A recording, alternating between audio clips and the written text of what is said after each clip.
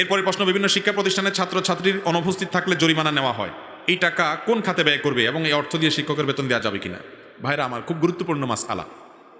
আর্থিক জরিমানা নেওয়া যাবে কিনা, আর্থিক দণ্ড নেওয়া যাবে কিনা, এই বিষয়ে ওলামা একরাম প্রায় যতগুলো ফতোয়া আমি দেখেছি, সমস্ত ওলামা একরামের ফতোয়া প্রায় একই, কাছাকাছি। সেটা হলো, যদি কেউ কারোর কোনো ক্ষতি করে, আপনি আমার ক্ষতি করেছেন, বিচারিক আদালত যদি বিবেচনা করে দেখে যে আমার এই ক্ষতিটা এই পরিমাণ টাকার ক্ষতি হয়েছে, তাহলে জরিমানা তিনি ধার্য করতে পারেন। আপনি আমাকে ঘুষি দিয়েছেন, মেরেছেন, ধাক্কা মেরেছেন, অথবা প্রহার করেছেন, রক্ত ক্ষয় হয়েছে, অথবা যে কোনো ক্ষতি হয়েছে, বা আমার সম্পদের হানি হয়েছে, কি পরিমাণ ক্ষতি হয়েছে, বিচারিক আদালত ইনসাফের সাথে বিবেচনা করে জরিমানা ঠিক করবেন যে তুমি তার এত পরিমাণ টাকার ক্ষতি করেছো, অতএব সেটা পরিশোধ করবা।